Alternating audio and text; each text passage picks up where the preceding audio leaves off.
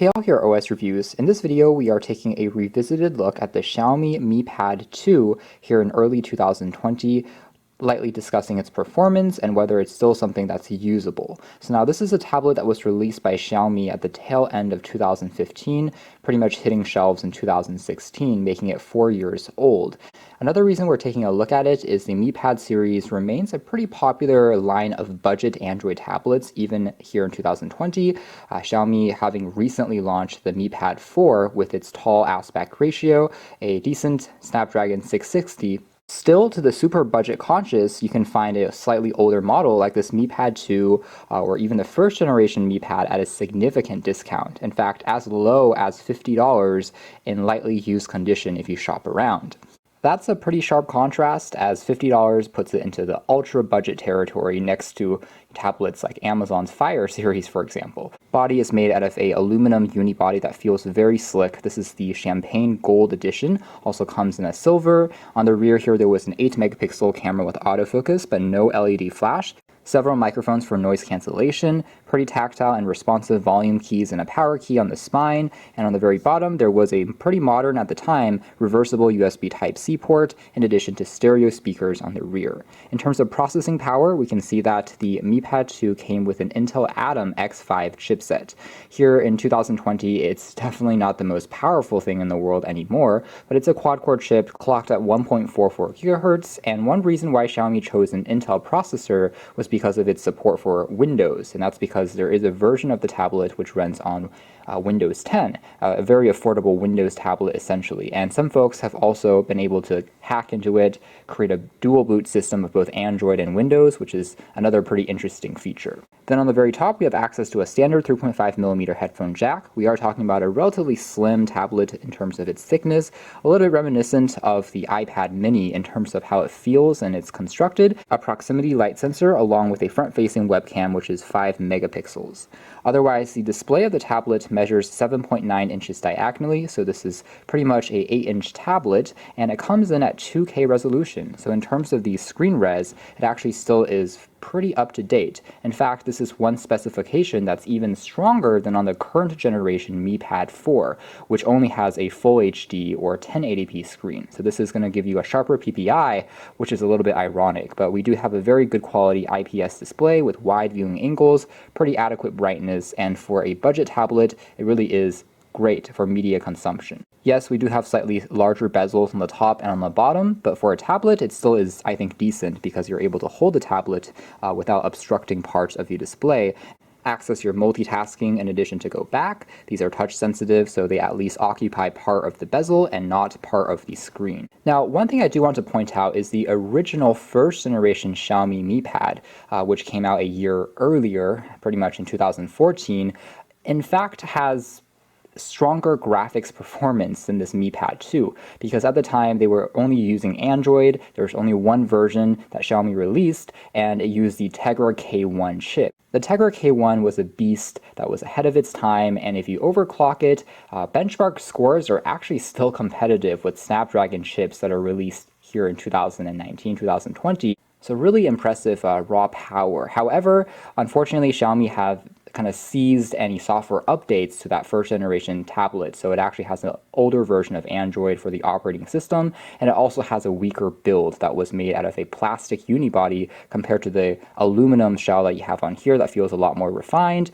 and you had micro USB as opposed to USB Type-C, which you see on the Mi Pad 2. And they have the same 2 gigabytes of RAM, which is a little bit on the low side these days, so you aren't going to be doing too much multitasking, but for basic tasks, it will still work. In terms of memory, it came with either 16 or 64 gig models. 16 is a little also on the low side, considering that the Mi Pad 2 actually doesn't have an expandable micro SD card slot, which is another con, so you will be relying a bit more on cloud storage if you're accessing a lot of media. So returning to our tablet here, we can double tap to wake the screen, and it is running on MIUI, which is Xiaomi's customized version of Android. Perhaps the biggest critique of the Mi Pad series in general is Xiaomi haven't done a lot of customization to make the operating system system run more specifically for tablets. So a lot of times you'll see the same experience as you'll find from a Xiaomi smartphone, just scaled up to a larger screen, which can feel a little bit clunky. And on the left-hand side, you have access to a multitasking tray that holds all of your open applications, displayed essentially as small widgets which are continuously running. We have this clock that you can tap on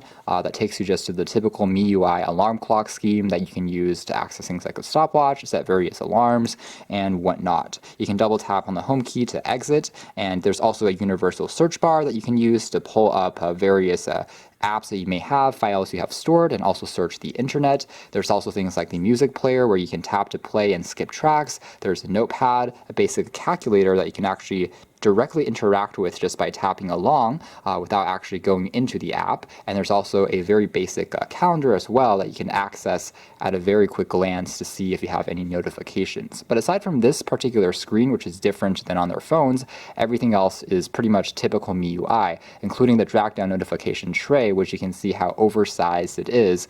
And jumping into settings, we can see the processor here, quad-core, up to 2.25 gigahertz at the turbo mode, 2 gigs of RAM, around 6 gigabytes are available for system memory after the operating system takes up around 10 gigs. The battery of this tablet, which is rated at over 6,500 milliamp hours, is very large, even here in 2020 standards. You'll be able to use this for sure at least 2 to 3 days before you need to recharge it again on moderate to heavy use. However, the tablet does not support quick charging. That means that it takes around 3 hours to fully charge it from 0 to 100, which isn't the fastest, but it is what it is. Now, the tablet is stuck on Android version 5.1 Lollipop, so for sure it's no longer on the newest version. Unfortunately, Xiaomi is definitely not the best in terms of providing updates to their devices, including their Mi Pad series. Although you'll definitely be able to still install all the games and titles that you want from the Play Store, certain things like security patches are going to be a little out of date. The general fluidity of the system, you can see that it's decent. After it takes a minute or two to initialize upon turning on, it does get a little bit faster and more responsive. Afterwards, general navigation is still quite smooth and fluid.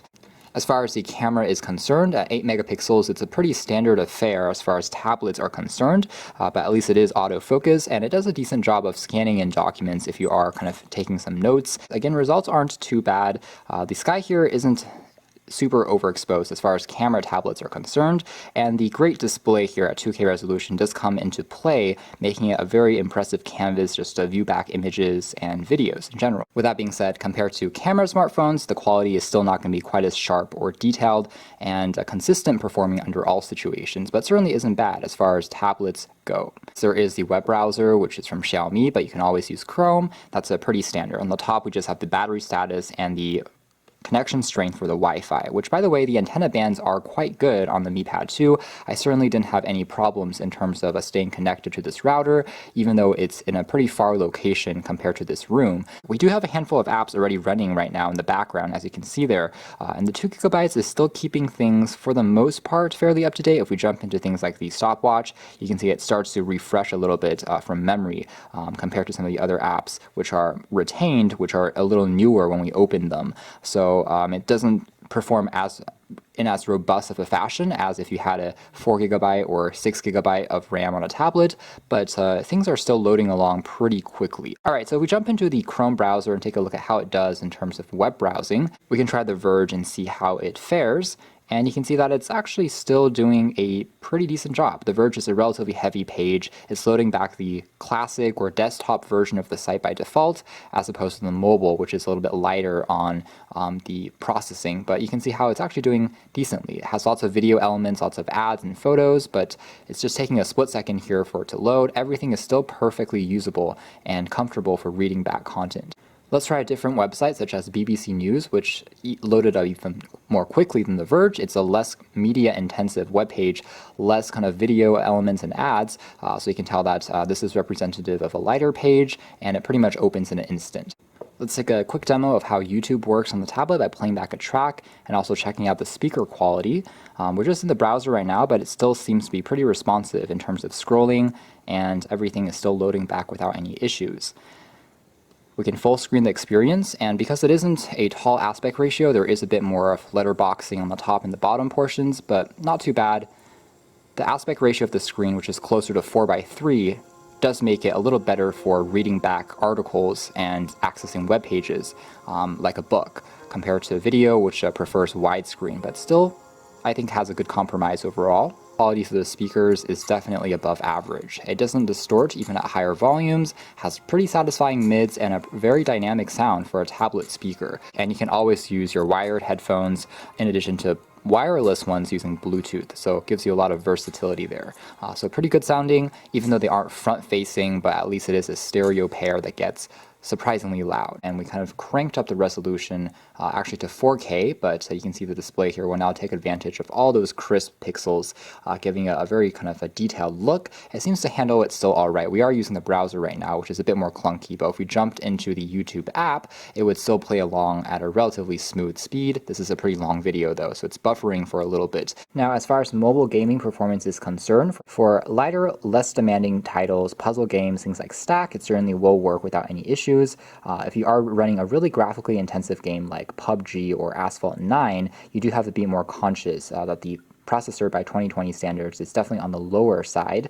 Still is a little slight step above some entry-level MediaTek chips, but we're not getting kind of the fastest performance anymore. If you are someone who's more of a gamer and prefers power over a more polished kind of a build quality and all-round experience, you can make do with a slightly older OS as well, then perhaps you could even look at the first generation Mi Pad, which as aforementioned does have a slightly more powerful CPU and more importantly GPU. So that is more or less it as far as our kind of throwback review of the Xiaomi Mi Pad 2 here in 2020. Overall, it's still a very usable tablet, I have to say, especially now that you can find it at a very low price. As long as you're not pressing it too hard, it still is, I think, a very attractive looking as well as a solidly performing tablet. So no longer the newest device, but still perfectly usable and still has a pretty elegant and attractive look, in my opinion. If you're interested, you can check out more details in the links down below, but for now, that's been our video. Thanks for watching here at OS Reviews. That's been our revisited review of the Xiaomi Mi Pad 2 here in 2020.